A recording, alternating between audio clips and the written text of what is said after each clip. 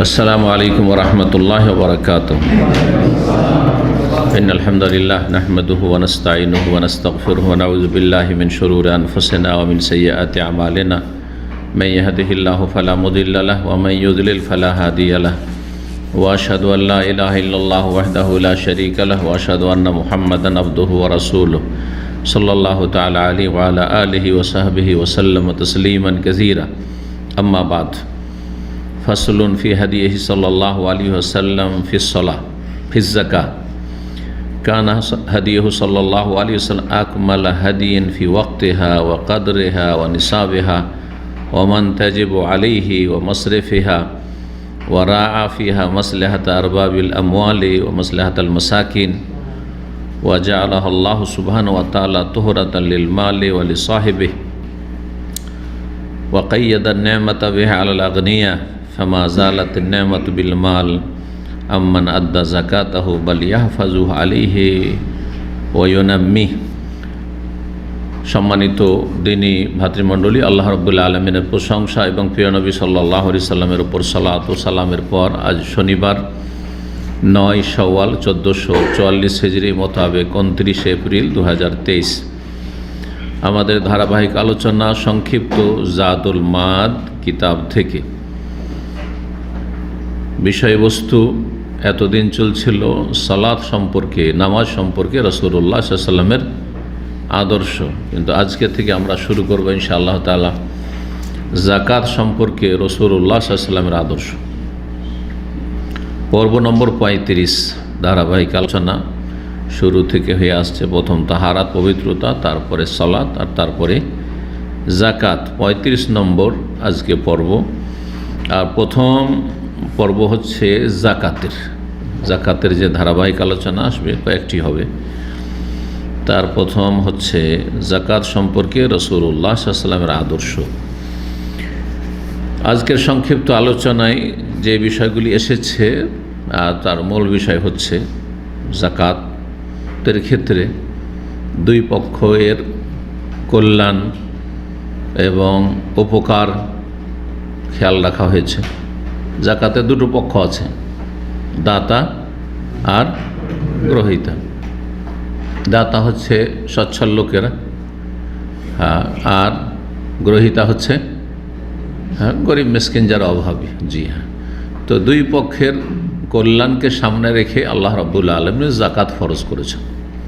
যাকাতে কারো সাথে অবিচার করা হয়নি, যাতে করে গরিবের উপকার হয় আর ধনীদের উপর যেন জুলম না হয়ে যায়, এই বিষয়টি।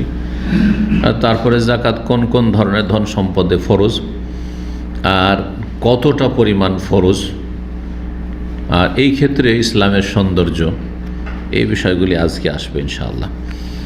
বলছেন লেখক ইমাম শেখুল ইসলাম মুহাম্মদ বিন আব্দুল্লাহ রাহিমাহুল্লাহ তাআলা, তিনি সংক্ষিপ্ত যেহেতু করেছেন জাদুল মাদ মূল কিতাব থেকে ইমাম ইবনুল কাইয়িম রাহিমাহুল্লাহ, বলছেন কানা হাদিয়ুহু সাল্লাল্লাহু আলাইহি ওয়াসাল্লাম আকমাল হাদিয়িন, বা তার আগে হাদিয়ুহু সাল্লাল্লাহু আলাইহি ওয়াসাল্লাম ফি যাকাহ, যাকাতের ক্ষেত্রে রাসূলুল্লাহ সাল্লাল্লাহু আলাইহি ওয়াসাল্লামের আদর্শ।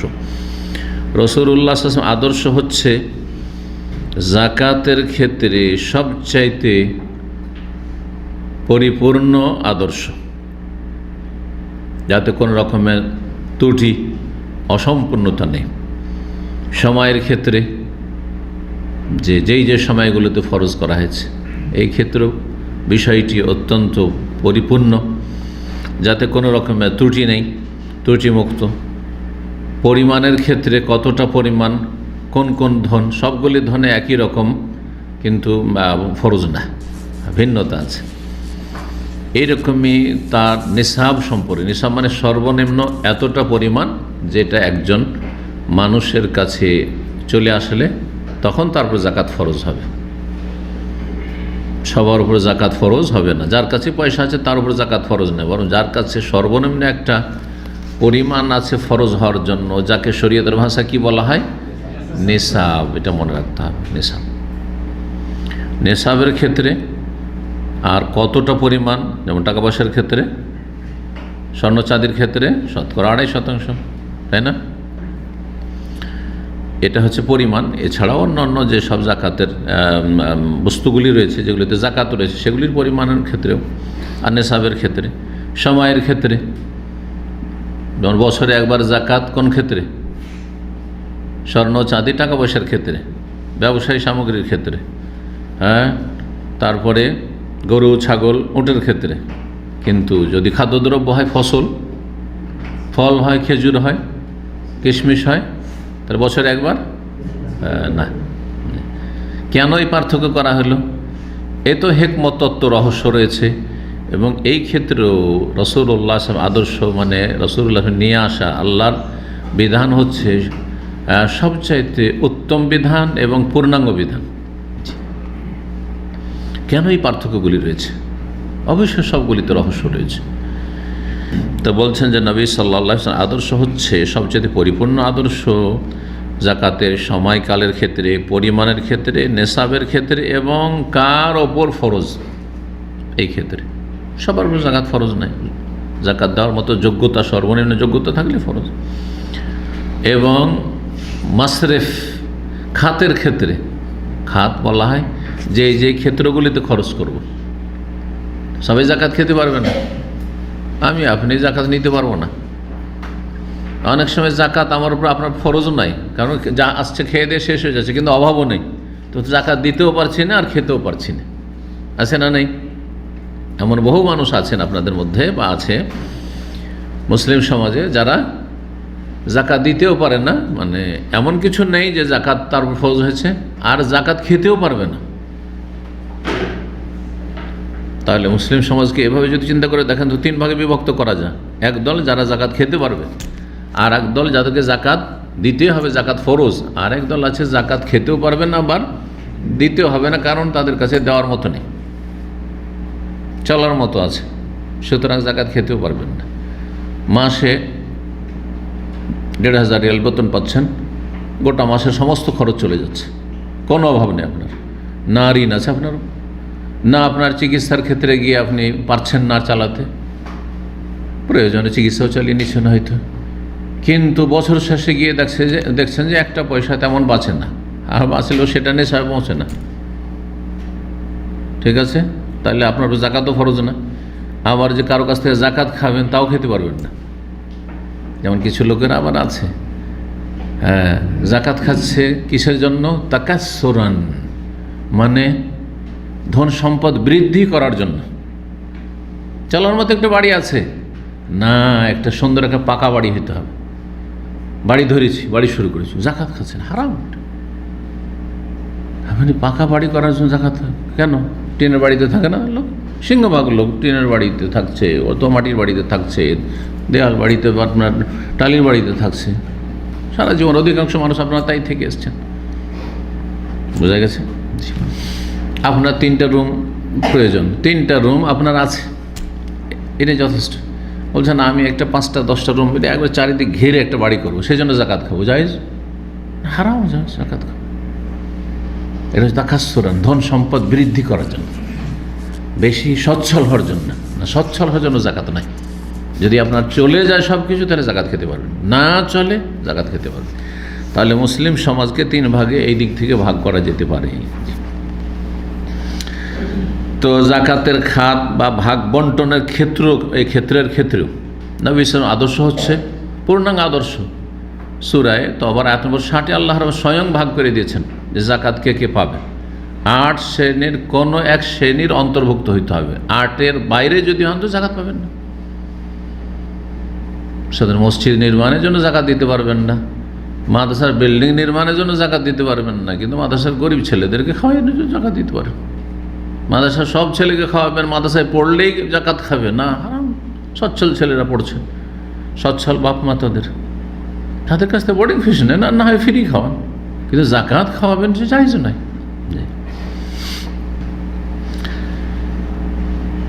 ওয়ারা ফিহা মাসলাহাত আরবাবিল আমওয়াল, জাকাতের ক্ষেত্রে ইসলাম বা রাসূলুল্লাহ সাল্লাল্লাহু আলাইহি ওয়াসাল্লাম লক্ষ্য রেখেছেন, আর তার ওপর মহান আল্লাহ স্বয়ং লক্ষ্য রেখেছেন। কারণ জাকাত আল্লাহ প্রদত্ত বিধান, আল্লাহর বিধান। নবী সাল্লাল্লাহু আলাইহি ওয়াসাল্লাম শুধু বয়ান করেছেন, বর্ণনা করেছেন। তো ইসলামে লক্ষ্য রাখা হয়েছে যারা ধন সম্পদের মালিক তাদের কল্যাণের দিকে, যে তারাও যেন ক্ষতিগ্রস্ত না হয়। এখন শতকরা যদি 50 টাকা অথবা শতকরা 20 টাকা দিতে হবে, হ্যাঁ, যেমন ট্যাক্স দেওয়ার ক্ষেত্রে কষ্ট লাগছে না? একটা কষ্ট হচ্ছে ট্যাক্স এবাদত নয়, একটা কষ্ট, কিন্তু জাকাত এবাদত। এখানে একটা কষ্ট, আমি এবাদত করলাম নাকি, কিন্তু এখানে আমার উপরে জুলুম করে ইনকাম করছি আমি, আর আমার কাছে ট্যাক্স নেওয়া হচ্ছে, আর বসে বসে আইস আরাম করা হচ্ছে। আমাদের খরচে মন্ত্রী মিনিস্টাররা ভোগ বিলাস করছে, হ্যাঁ, আইস করছে। কোত্থেকে পয়সাগুলো আসছে? মানুষের জনগণের কাছ থেকে ট্যাক্স আদায় করে। তো কিন্তু জাকাতের ক্ষেত্রে এখানে আলহামদুলিল্লাহ যা দিচ্ছি সেটা ইবাদত। 2 নম্বর কথা হচ্ছে যে সেটা সামান্য 100 টাকা, মাত্র 2.5 টাকা।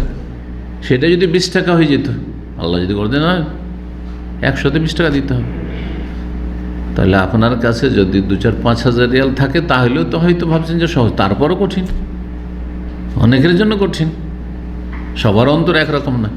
কিন্তু যাদের কোটি কোটি টাকা আছে তারাকে শতকরা 20 টাকা দিতে হয়, হ্যাঁ, পশ্চিমা ট্যাক্সের মতো, ইউরোপ আমেরিকার ট্যাক্সের মতো তাদেরকে শতকরা 20 থেকে 30% দিতে হয়। যার ফলে সেই দেশের লোককে, যারা ওই দেশে থাকে না, তারা তো খুবই সুখী মনে করেন, কিন্তু তাদের ট্যাক্স দিতে দিতে অবস্থা খারাপ হয়ে যায়। যার ফলে স্বামী স্ত্রী তারা কারখানার মেশিনের মতো কাজ করে, সবাই কাজ করে, আর টাকা টাকা লাগবে, টাকা লাগবে শুধু। ভাবছেন যে জান্নাতে আছে, তো জান্নাতে আছে না জাহান্নামে আছে, কত কষ্ট আছে তারাই বুঝছে। জি, হাড় ভাঙা পরিশ্রম করে ইনকাম উপার্জন করছেন আপনি, আর আপনার টাকা থেকে শতকরা 30 টাকা নিয়ে নেওয়া হচ্ছে ট্যাক্স, যদিও বলা হচ্ছে যে তোমাদের কিছু বেনিফিট ফায়দা দিচ্ছি। যাই হোক, জাকাত ফরজ করার ক্ষেত্রে ধন সম্পদের যারা মালিক তাদের কল্যাণের লক্ষ্য রাখা হয়েছে, একটা দিক। আর একটি দিক হচ্ছে মাসলাহাত আল মাসাকিন, যারা দরিদ্র অভাবী হকদার জাকাতের, তাদেরও কল্যাণের খেয়াল রাখা হয়েছে। শতকরা 2.5 টাকা এইভাবে যদি আদায় হয় মুসলিম সমাজের জাকাতগুলি, তাহলে গরিব কতই বা আছে, সমস্ত গরিবই দূর হয়ে যাবে, দারিদ্র মোচন হয়ে যাবে, কোনো অভাব থাকবে না দেশে। কিন্তু মুশকিলটা কি, জাকাত ঠিকভাবে আদায় হয় না, আর জাকাতের যারা যথাযথ সত্যিকার হকদার তারা পায় না, রোগ দুঃখে নিয়েছে। অনেক লোক জাকাত দেয় না, অনেক পয়সার, অল্প কিছু লোকেরা জাকাত দিচ্ছে মুসলিম সমাজে, সেখানে মার খেয়ে যাচ্ছে, জুলমের শিকার হচ্ছে গরিব দুঃখীরা। আর একটা জুলমের শিকার হচ্ছে যে জাকাত পাবে গরিব মিসকিন, এখান থেকে আল্লাহ শুরু করেছেন, কিন্তু জাকাত দেওয়া হচ্ছে বিল্ডিং বানাবার জন্য, মাদ্রাসা জমি কেনার জন্য, যেখানে দেওয়া হারাম। বুঝছেন? দেখেন আমাদের দেশের চিত্র ভালো করে খোঁজ খবর নিয়ে এগুলো তো ভিতরে ঢুকে যে কোথায় জাকাতগুলো খরচ হচ্ছে, যেখানে খরচ করলে জাকাত আদায় হবে না সেখানে খরচ করা হচ্ছে।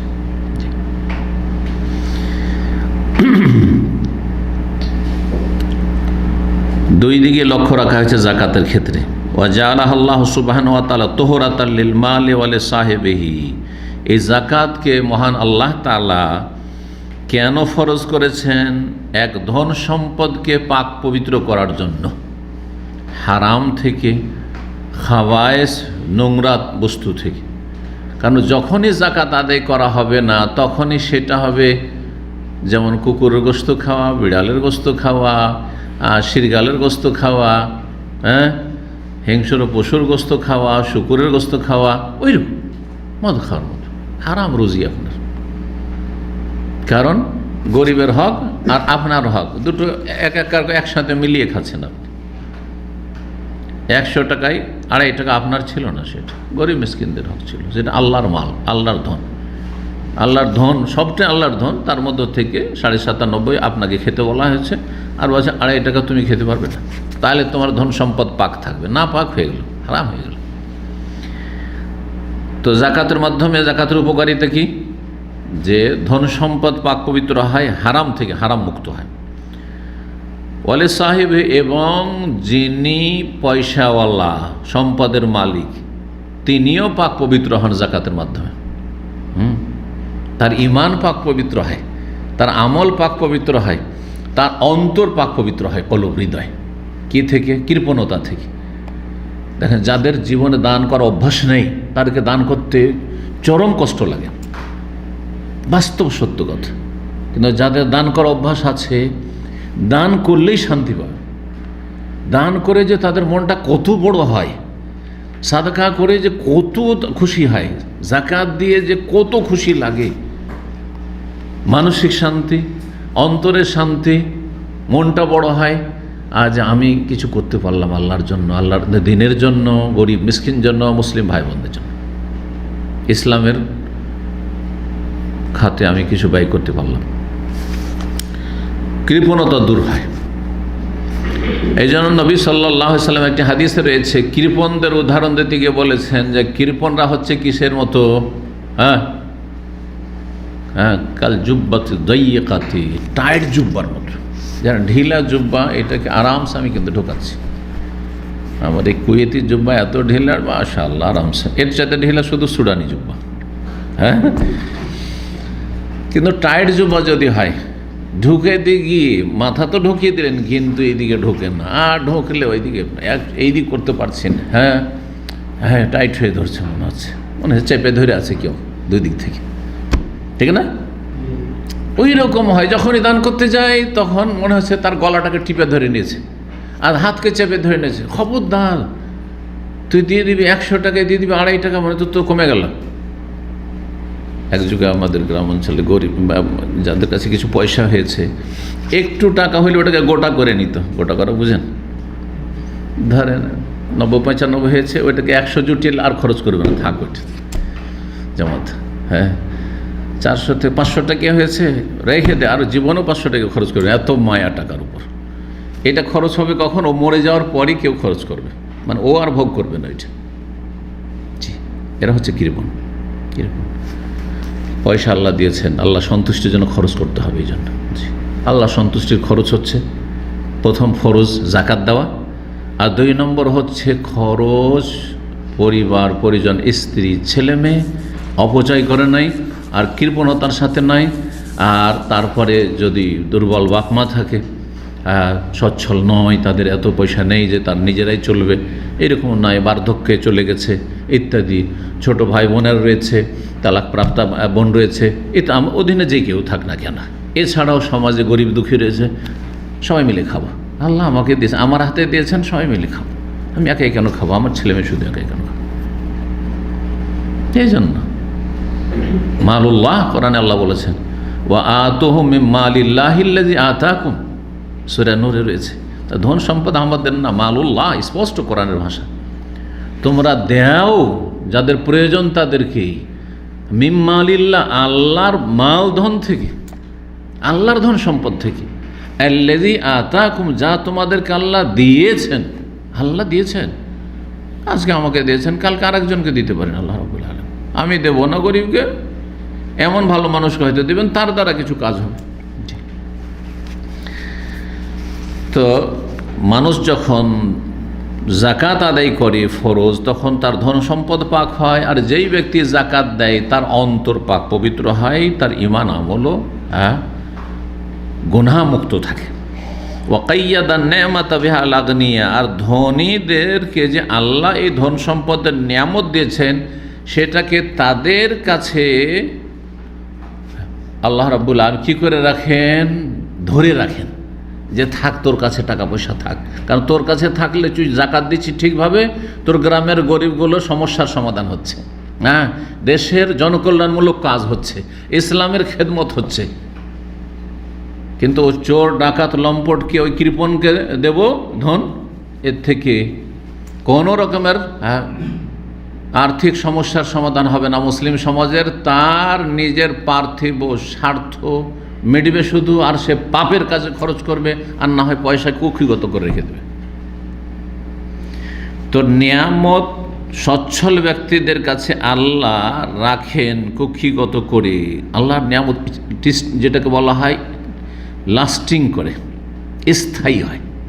ধন সম্পদ স্থায়ী হয় যদি ধন সম্পদে আল্লাহর হক আছে সেটা আদায় করেন, আর যদি আল্লাহর হক আদায় না করেন রাতারাতি বড় লোক হয়ে যাবেন, কিন্তু সেটা স্থায়ী হবে না। আপনি ভোগ করলেন কোটি কোটি টাকা, যে কোন দিক থেকে আসলো, এত তাড়াতাড়ি আসলো, ভাবতে পারেন না যে এত টাকা কোত্থেকে আসলো। যারা হারাম খায় তাদের টাকা এরকম রাতারাতি বড় লোক, আর চলে যায় এমনভাবে যে কল্পনা করতে পারে যে এইভাবে চলে যাবে, আর আমার পরে আমার ছেলে মেয়েরাও ভোগ করতে পারল না। বা এমন এমন আযাব আসলো যে টাকা ঢালতে ঢালতে অবস্থা খারাপ, এমন এমন রোগ বালা মুসিবত চলে আসলো, বা এমন দুর্ঘটনার শিকার হয়ে গেল। জি, কারণ আল্লাহ সন্তুষ্ট।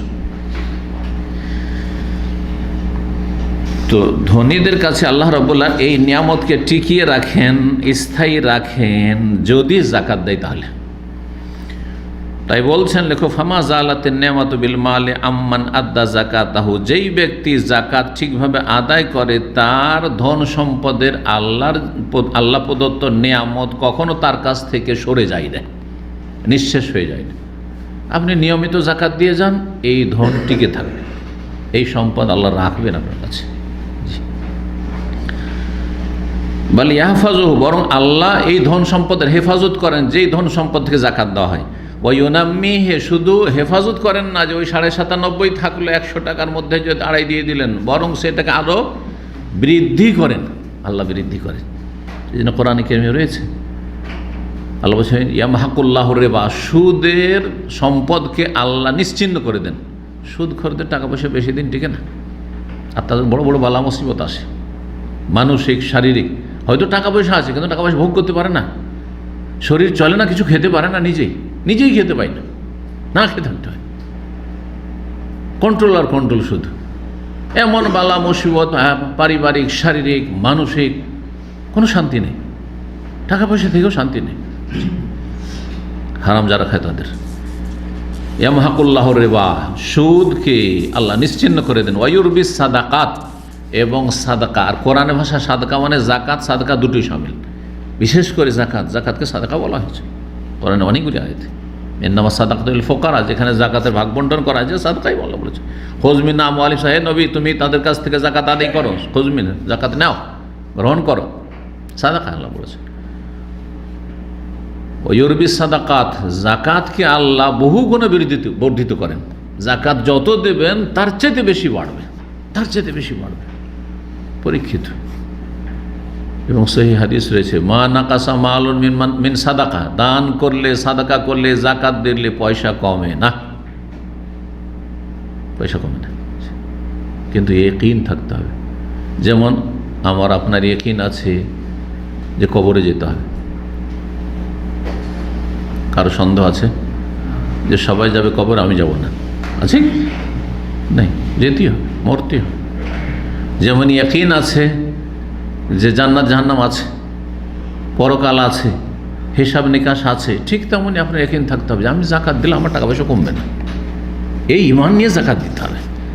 আর জাকাত দিচ্ছেন কিন্তু খুব কষ্টে দিচ্ছেন, আর এত টাকা চলে গেল, কি পাবো, নেকির আশাও নেই আল্লাহর কাছে, ইহতেসাবও নেই, আর আপনার ফরজ আদায়ের এই দায়িত্ব চেতনা নাই যে এটা ফরজ, এই ফরজ আদায় করা আমার সবচেয়ে বড় ফরজ কাজ, সময় হয়ে গেছে, বিলম্ব করা যাবে না, যার হক তার কাছে পৌঁছে দিতে হবে, এই ঈমান থাকতে হবে, চেতনা থাকতে হবে। আল্লাহ বৃদ্ধি করেন এই মর্মে বেশ কিছু দলিল রয়েছে, একটি আয়াতটি হাদিস বললাম। গুরুত্বপূর্ণ এই ভূমিকাতে এই বিষয়গুলি ছিল। 2 নম্বর যে বিষয়ে আলোচনা করছেন, বলছেন যে জাকাত 4 প্রকারের ধন সম্পদে আল্লাহ ফরজ করেছেন, সেই 4কে 5 করা যেতে পারে। যারা 4 উল্লেখ করেছেন তারা স্বর্ণ আর চাঁদি দুটোকে একসাথে বর্ণনা করেছেন, কারণ দুটো একই ক্যাটাগরি, কিন্তু দুটোর নেশা ভিন্ন ভিন্ন, এই হিসাবে 5টা বলা যেতে পারে। এই জন্য আমার অনেকগুলি আলোচনা আছে জাকাত সম্পর্কে, বিভিন্ন সময়ের বিভিন্নভাবে, গত রমজানও আলোচনা করেছি জাকাত সম্পর্কে। একদিন কি বলেছি যে 5 রকমের সম্পদে জাকাত ফরজ, স্বর্ণ 1 আর চাঁদি 1, কিন্তু স্বর্ণ আর চাঁদি কারণ দুটোই কারেন্সির কাজ করে। জি হ্যাঁ, দুনিয়ার টাকা পয়সা গোল্ডের এগনিস্ট, তাই না?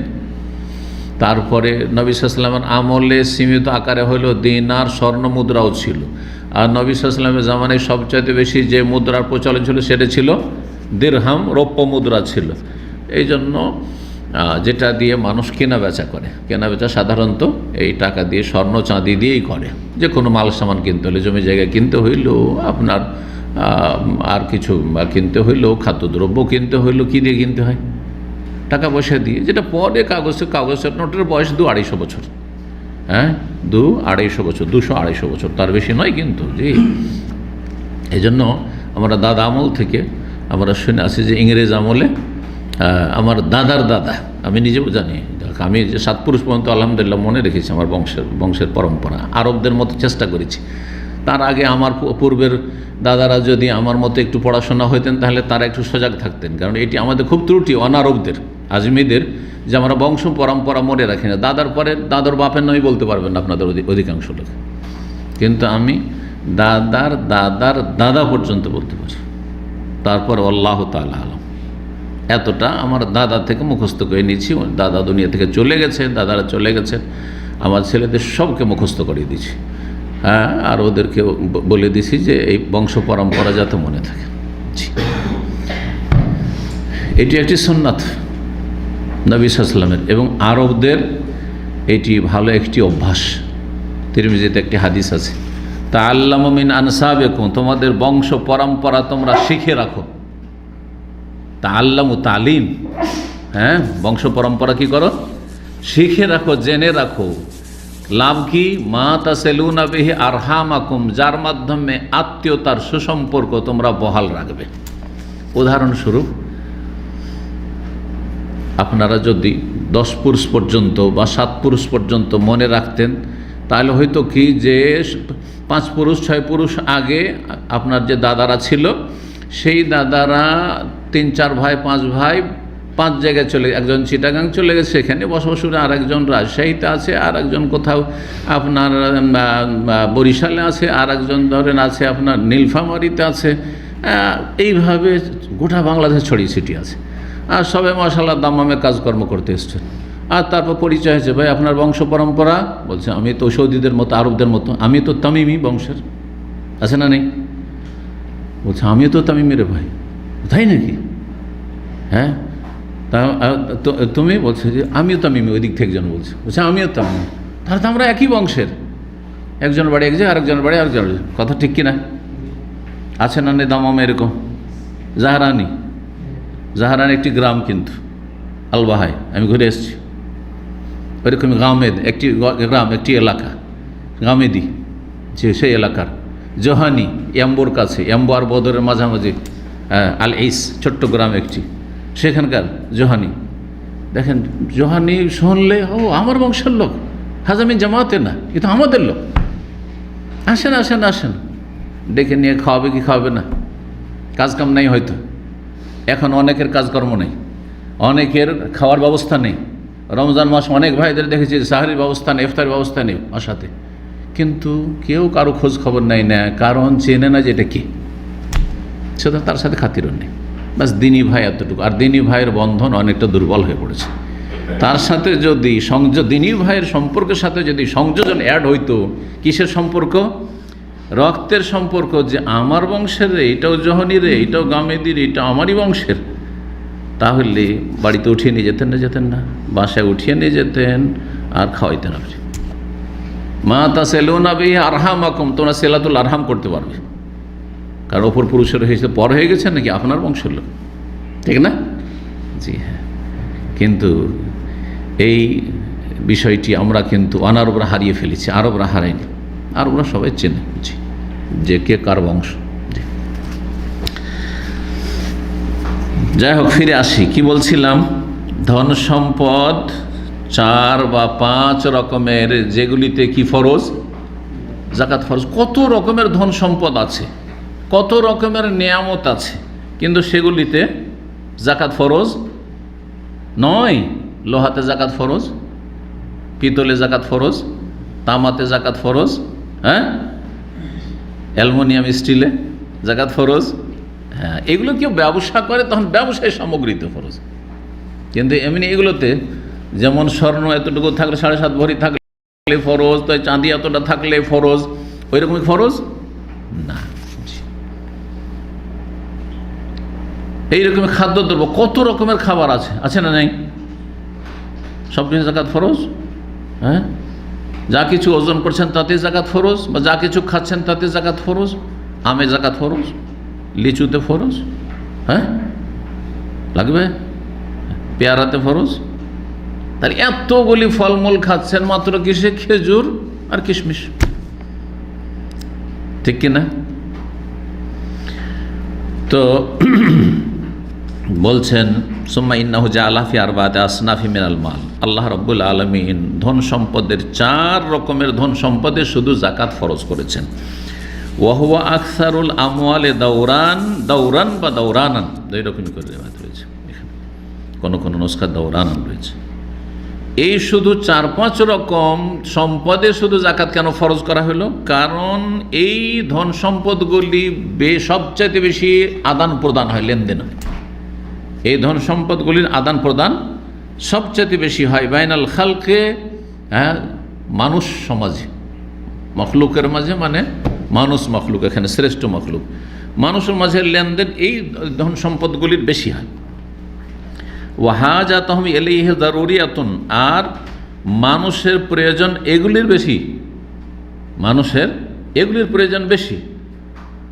খাদ্যদ্রব্য ছাড়া চলতে পারবেন না, কারণ এগুলি খেয়ে শস্য বাঁচতে হবে। আম যদি 10-20 বছরও না খান কোনো ব্যাপার না, কিন্তু চাউল খেতে হবে, না হয় গম খেতে হবে। হ্যাঁ, আজ চাউল গম না খেলে ডাল খেতে হবে, সেগুলো তো যাকাত ফরজ। হ্যাঁ, কোনো একটা কিছু খেতে হবে, যেগুলি খাওয়া দাওয়া হয়, যেগুলো মানুষ খায়। এই 4 রকম কি? আহাদহা, 1 নম্বর হচ্ছে আজার ও আসেমার, ফসল আর ফল, ফল আর ফসল। ফসল তো বুঝতেই পারছেন, আর ফলের মধ্যে যেই ফলগুলি মানুষ সারা বছর সেগুলো সংরক্ষণ করে রেখে খেতে পারে এবং সেগুলো খেয়ে আজীবন বাঁচতে পারে। খেজুর খেয়ে সারা জীবন বাঁচতে পারবে। যদি কেউ মনে করেন যে আমি খেজুর খাবো, পানি খাবো, সারা জীবন সুস্থ থাকবেন, মানে ভাত খাওয়া লোকের চাইতেও সুস্থ থাকবেন, ঠিক না? কিশমিশ খেয়েও সারা জীবন বাঁচতে পারবেন, কিন্তু আম খেয়ে সারা জীবন বাঁচা যাবে না, থাকা যাবে না। হয়তো বেঁচে যাবেন সেটা আলাদা, কিন্তু সাধারণত কোনো যুগে এমন হয়নি মানব জাতির ইতিহাসে যে শুধু আম খেয়ে আর লিচু খেয়ে সারা জীবনটা অতিবাহিত করে দিয়েছে। কিন্তু খেজুর খেয়ে সারা জীবন অতিবাহিত আরবরা কত যুগ যে করেছে, করেন? কত যুগ ধরে করেছে। আরব দেশে খেজুর হয়, আর খেজুর আর পানি ছাড়া কিছু ছিল না। 1400 বছর আগেই যদি এটা থাকে, তাহলে 4-5 হাজার বছর আগে ইব্রাহিম আলাইহিস সালাম, ইসমাইল আলাইহিস সালামের জামানে কী খেতেন তারা? হ্যাঁ, খেজুর, পানি, আর হয়তো গবাদি পশুর গোস্ত, হ্যাঁ, পুড়িয়ে নিলে খেয়ে নিলে, হ্যাঁ, এগুলি ব্যাস, আর দুধ, ওর ব্যাস সেগুলি। 1 নম্বর হচ্ছে ফসল আর ফল, ফল ফসল। ওয়াসানি, দ্বিতীয় হচ্ছে বাহিমাতুল আনআম, গবাদি পশু। আর বাহিমাতুল আনআম, গবাদি পশু মানে হচ্ছে এই 3 শ্রেণীর পশু। এক হচ্ছে আল এবেল, উট, 2 নম্বর হচ্ছে গরু, আর 3 নম্বর হচ্ছে ছাগল। এর মধ্যে বিভিন্ন ক্যাটাগরি হইতে পারে। উট বিভিন্ন রকমের হইতে, বিভিন্ন রঙেরও হইতে পারে, বিভিন্ন জাতের হইতে পারে। গরু বিভিন্ন জাতের হইতে পারে, দেশি গরু, বিদেশি গরু। আমরা ওই ছোটোকালে পশ্চিমা গরু বলতাম, উঁচা উঁচা গরু, যেগুলোতে আমার মতো লম্বা লোক নিচে হয়ে যাবে, উঁচা উঁচা গরুগুলো আমরা পশ্চিমা গরু। কারণ আমাদের পূর্ব ভারতে, মানে পশ্চিমবঙ্গের দিকে এই গরুগুলি আসতো সেই হরিয়ানা, পাঞ্জাব, হ্যাঁ, ভারতের পশ্চিম দিক থেকে, সেই জন্য এগুলোর নাম পড়েছে পশ্চিমা গরু। হ্যাঁ, আপনারা কি বলেন বাংলাদেশে এগুলো গরুকে? কোনো নাম নেই, পশ্চিমা গরু। পুরাতন মানুষরা জানবে এগুলো না, নিউ জেনারেশনরা তো জানে না। ছোট ছোট গরুগুলো একবারে বাঠা বাঠা গরুগুলোকে এগুলো বরিন্দ্রা গরু বলতো, বরিন্দ্র এলাকার গরু, মানে দেশি গরু চড়ে টরে এইখানে এগুলো হয়। তারপরে আসলো, এক সময় ছিল না এগুলো গরু, বিদেশি গরু আসলো, অস্ট্রেলিয়ান গরু আসলো না? জি হ্যাঁ, 1 কিলো 2 কিলো দুধ হতো। তারপরে তখন এমন গরু আসলো যে 10 কিলো, 15 কিলো, 20 কিলো করে দুধ হচ্ছে, এইসব গরু আসলো। তো যত রকমের গরু হোক, এই গরুর মধ্যে মহিষ পড়বে কি না? মহিষ পড়বে, ওলামারা বলেছেন, যদিও বিষয়টি ইখতিলাফ রয়েছে কুরবানির ক্ষেত্রে কি। কিন্তু কারো যদি মহিষ থাকে, গরু নেই কিন্তু মহিষ আছে, তো মহিষের জাকাত দিতে হবে, মহিষের জাকাত দিতে হবে। গরুর মতে, গরুর নেশাবটাই। ওয়াল গানাম, গানামের মধ্যে কয়েক রকম আসবে। গানামের মধ্যে বকরা বকরি আসবে, হ্যাঁ, খাসি বকরি এগুলো আসবে। গানামের মধ্যে আসবে ভেড়া ভেড়ি মেষ। গানামের মধ্যে দুম্বা দুম্বি আসবে। আর এরকম যতগুলি দেশি বিদেশি ছাগল ক্যাটাগরি হইবে সবগুলি তাতে আসবে। এছাড়া যদি কেউ বাড়িতে কোনো কিছু পুষে সেগুলোতে জাকাত লাগবে। হরিণ পুষে, হরিণে জাকাত লাগবে। হ্যাঁ, খরগোশ যদি কারো পোষ, মানে যে বাড়িতে পুষছি, হ্যাঁ, গৃহপালিত হয়ে গেছে আমার, তো লাগবে না? লাগবে না। নীলগায়ে জাকাত লাগবে না? জাকাত লাগবে না এগুলোতে জাকাত। তাহলে কত আল্লাহ কত হাইওয়ানাত খাওয়া জায়েজ করেছেন, কত পশু পাখি খাওয়া জায়েজ, কিন্তু তার মধ্যে মাত্র এই 3 সেট বাহিমাতুল আনআম এগুলোতে লাগবে। তৃতীয় রকম হচ্ছে আল জাওহারান, 2টি মূল্যবান সম্পদ, 2টি খনিজ সম্পদ। কি? আল্লাজানে বেহেমা কেওয়ামুল আলম, যার ওপর নির্ভরশীল হয়ে পৃথিবী কায়েম রয়েছে, প্রতিষ্ঠিত রয়েছে। আজকাল দুনিয়া কায়েম আছে কিসের ওপর? মানি, পয়সার ওপর। পয়সা, স্বর্ণ আর চাঁদি, স্বর্ণ আর চাঁদির ওপর। এই দুটোকে একসাথে 3 নম্বর বয়ান করা হয়েছে। ওয়াহুমাজ যাহাব ওয়াল ফিদ্দা, আর ওই দুটো হচ্ছে স্বর্ণ আর চাঁদি। স্বর্ণ আলাদা, চাঁদি আলাদা যদি করেন তাহলে 5টা হয়ে যাবে। জি। আর চতুর্থ প্রকারের ধন সম্পদ যাতে জাকাত ফরজ, সেটা হচ্ছে আমওয়াল উত্তেজারা, ব্যবসায়ী সামগ্রী, ব্যবসা বাণিজ্য যে কোনো সামগ্রী। আবার মুদিখানার দোকান আছে, গ্রোসারি আছে বা কালা, হ্যাঁ, অথবা আপনার যে কোনো রকমের দোকান আছে, সেই দোকানে জাকাত লাগে। গাড়ির শোরুম আছে, গাড়িরই ব্যবসা কারো, জাকাত লাগবে না? লাগবে না। কিন্তু গাড়ি যদি আপনি ভাড়া দেন জাকাত লাগবে না। ব্যবসায়ী সামগ্রীর মধ্যে এমন কি যারা আপনার রিয়েল এস্টেটের ব্যবসা করছেন, জমি কিনছেন, প্লটিং করছেন, হ্যাঁ, জমি, তাতে জাকাত লাগবে। বিল্ডিং বানাচ্ছেন, বিল্ডিং বানালেন, ফ্ল্যাট তৈরি করছেন আর বিক্রি করছেন, এক একটা করে ফ্ল্যাট বিক্রি করছেন, জাকাত লাগবে না? অবশ্যই জাকাত লাগবে। কিন্তু জমি এমনি আপনি কিনে রেখেছেন, ব্যবসার জন্য নয়, সে জমিতে হলে বাড়ি করব, আর না হলে জমি এমনি কিনছি, তাহলে এমনি জমিতে জাকাত লাগবে না। ব্যবসায় সামগ্রী হলে লাগবে, জাকাত লাগবে। আলা ইখতিলাফ আনো, যত রকমের ব্যবসায়ী সামগ্রী হোক না কেন, যে কোনো ব্যবসা হোক না কেন। কেউ ধরেন পাটের ব্যবসা করছে, জমি থেকে যখন পাট উঠে আসছে তখন জাকাত লাগবে না তাতে। কিন্তু পাটটা যখন ওই গৃহস্থ বিক্রি করার পর টাকাটা জমা হবে আর অন্য টাকার সাথে একত্রিত হবে, তখন 1 বছর পুরো হবে, তাহলে তখন টাকার উপর জাকাত। তাহলে পাটের উপর জাকাত নেই। কিন্তু কেউ পাটের ব্যবসা করছে, হ্যাঁ, পাটের গোদাম তার, হ্যাঁ, পাট কিনছে বিক্রি করছে, পাটের ব্যবসা, জাকাত লাগবে তাকে। ব্যবসায় সামগ্রী, কত টাকা ইনভেস্ট করেছো, কত টাকার তোমার এখানে ব্যবসা বাণিজ্য চলছে, জাকাত দাও, এভাবে।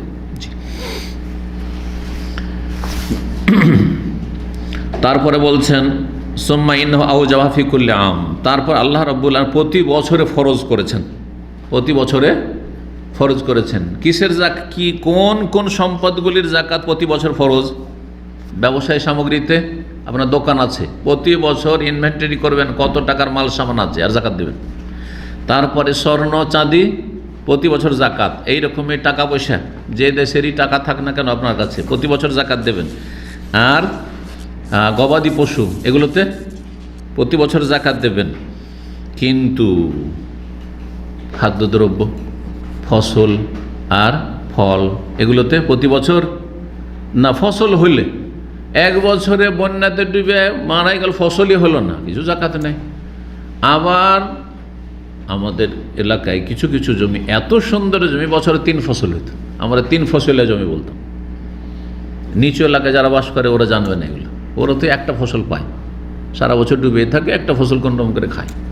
হ্যাঁ, অধিকাংশ জমি কিন্তু আমাদের অঞ্চলে বা আমাদের দেশের যেসব এলাকা আমার মানে চলাফেরা আছে 2 ফসলের জমি, তাই না? বছরে 2 বার ফসল হয়। কিন্তু কিছু জমি আছে 3 বার ফসল হয়, কিছু জমি আছে যদি অল্প, কিছু জমি আছে যেগুলোতে একটাই ফসল হয়, শুধু ডোবা নিচু জায়গা। তো যখন যখন ফসল উঠে আসবে, কেটে মেরে নিয়ে আসবেন, তখন তাহলে এর বছরের সাথে সম্পর্ক নেই। জি।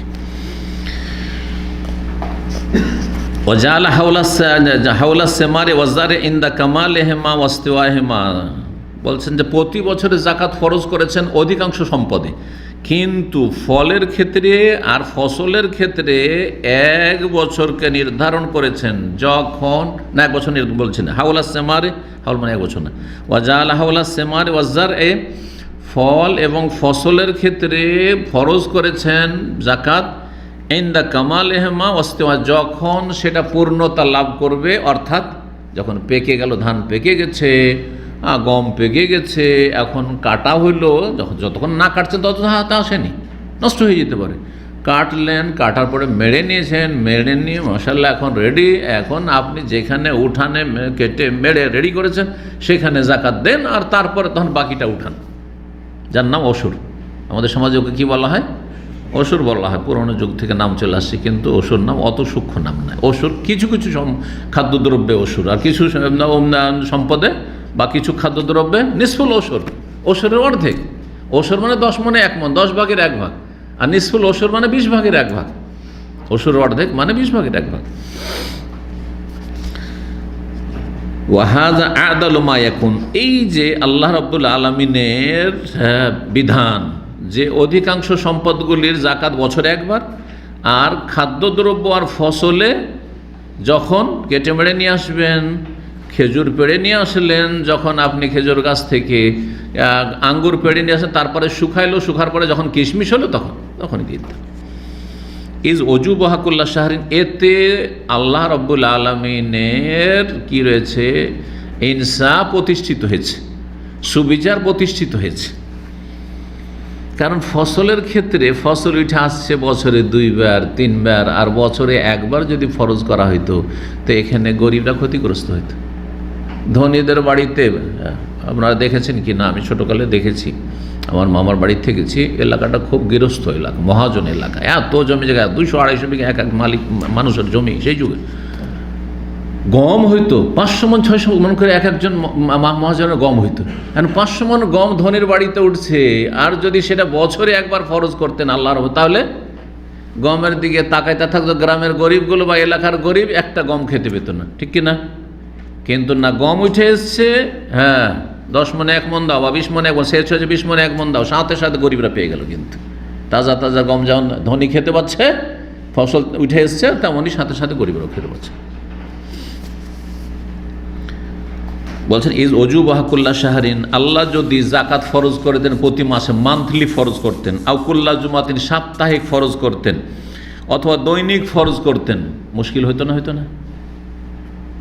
যারা পয়সার মালিক তাদের জন্য মুশকিল হইতো, প্রতিদিন, প্রতি সপ্তাহে, প্রতি মাসে জাকাত দাও, এ কষ্ট। তা করেননি।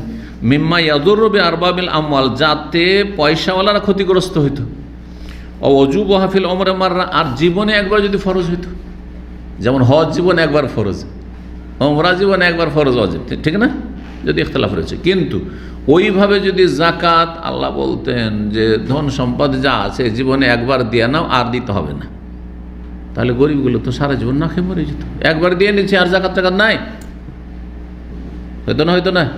না, প্রতি বছর দাও, কারণ নতুন নতুন গরিব আসবে, আর গরিবই দূর হবেই না, কিয়ামত পর্যন্ত আমির গরিব থাকবে, সুতরাং প্রতি বছর জাকাত দিতে হবে। ও অজু বহাফিল ওমরে মাররা মিম্মা ইয়াদুররু বিল মাসাকিন, যদি জীবনে 1 বার জাকাত আল্লাহ ফরজ করতেন, সেটা ক্ষতি সাধন করতো কার? গরিব দুঃখীদের, অভাবীদের ক্ষতি সাধন করতো। এখানে আজকের আলোচনা শেষ করছি। আল্লাহ রাব্বুল আলামিনের কাছে দোয়া করি, আল্লাহ রাব্বুল আলামিন যেন আমাদেরকে দিন বুঝার তৌফিক দান করেন, আমলের তৌফিক দান করেন, এবং আল্লাহ রাব্বুল আলামিন যেসব সচ্ছল ভাইরা রয়েছেন, বোনেরা রয়েছেন, তাদেরকে ঠিকভাবে জাকাত আদায় করে সঠিক জায়গায় খরচ করার তৌফিক দান করেন। যারা অভাবী রয়েছেন তাদের অভাবকে দূর করে দেন, এবং তাদের অন্তরকে আল্লাহ সচ্ছল করে দেন, তাদেরকে আল্লাহ রাব্বুল আলামিন উপকৃত করেন জাকাত দিয়ে। যারা জাকাতের হকদার রয়েছে, জাকাতের যারা হকদার তারা জাকাত নিতে পারে, তাতে কোনো মানহানির বিষয় নাই। কারণ এই মগজ মস্তিষ্কটা আমাদের কি করতে হবে? দূর করতে হবে, সংশোধন করতে হবে। কারণ আমাদের সমাজের লোকেরা গরিব যদি খেতে না পায় তবু জাকাত নিতে আইবের বিষয়, জাকাত নেব, জাকাত খাবো, এত ছোট লোক হয়েছি, না না, মোটেই না। কিন্তু আরবদের মধ্যে এটা নেই। কিন্তু আরবরা দিন বুঝে যে আমি গরিব, এই বছরে গরিব, এই বছর আমার ঋণ আছে, সুতরাং জাকাত নিতে পারবো, আগামী বছর আমার ঋণ নেই, জাকাত আমার জন্য হারাম নেওয়া। কিন্তু আমাদের দেশের মানুষরা আসলে দিন থেকে অজ্ঞ, অজ্ঞ। যেমন যাদের উপর জাকাত ফরজ তারাও অধিকাংশ দিন থেকে অজ্ঞ, যারা জাকাত নেবে হকদার তারাও দিন থেকে অজ্ঞ। সেজন্য কেউ যদি জাকাত দেয় তাহলে সেই ক্ষেত্রে এটাকে দোষণীয় বিষয় মনে করে যে আমি জাকাত নিয়ে নিলাম, আমি একদম নিচে নেমে গেছি, এত ছোট হয়ে গেছি। এই বিষয়টা বুঝেন না আপনারা। আমি আমার এক দূর সম্পর্কের গ্রামের চাচা, যখন মোদি ইউনিভার্সিটি ছিলাম অথবা তার পরের যুগ হবে, নতুন কিন্তু সৌদি আরব, কিন্তু আলহামদুলিল্লাহ তখন থেকে দেখছি যে আমার কাছে তো নেশাব আছে, মোটামুটি খেয়ে দিয়ে দেখছি যে আমার কাছে নেশাব আছে, তখন জাকাত দিচ্ছি। তোকে জাকাত আমি দিয়েছি, তা বলে দিয়েছি যে এটা জাকাত, আর তারপরে বসে দেখছি যে চোখ দিয়ে ঝরঝর করে তার অশ্রু প্রবাহিত, কান্না করছো। তো আমি বলছি, চাচা কী হয়ে গেল? আপনাকে জাকাত আমি দিলাম, টাকা দিলাম, উপকার করলাম, আর আপনি কান্না করছেন, মানে কত অজ্ঞতা চিন্তা করেন। তখন বলছে, বাবা এত আমি ছোট হয়ে গেছি যে আমাকে আজকে জাকাত খেতে হচ্ছে। তার মানে আল্লাহর ওপরে যেন কমপ্লেন, আল্লাহ তুমি আমাকে এত অসহায় করেছো, আমাকে এত গরিব করেছো, আমাকে জাকাত খেতে হচ্ছে, আমি এত ছোট লোক হয়ে গেছি। জাকাত খেলে ছোট লোক হয় না? মোটেই ছোট লোক হয় না। যে জাকাতের হকদার সে কোনো রকমের তার মানহানি হয় না। হ্যাঁ, ছোট লোক কে? যে জাকাতের হকদার নাই, তারপরেও বেশি সচ্ছল হওয়ার জন্য জাকাত খাচ্ছে, নাজায়েজ খাচ্ছে, আরাম খাচ্ছে। হ্যাঁ, চোর ছোট লোক হইতে পারে, ডাকাত ছোট লোক হইতে পারে, যারা দেশের সম্পদ লুটপাট করে খাচ্ছে, বড় বড় নেতা মাথারা, তারা লম্পটে, তারা ছোট লোক। কিন্তু ছোট লোক গরিব মানুষ নয়, অবশ্যই সে সম্মানিত, আল্লাহর কাছে সম্মানিত, কারণ আল্লাহ তার হক নির্ধারণ করেছেন যে তোমার হক আছে। আল্লাহ বোঝার তৌফিক দান করেন এবং আল্লাহ রাব্বুল আলামিন আমাদের সমাজের সংশোধনের তৌফিক দান করেন। ওয়া সাল্লাল্লাহু আলা নবিয়িনা মুহাম্মদ ওয়া আলা আলিহি ওয়া সাহবিহি আজমাইন।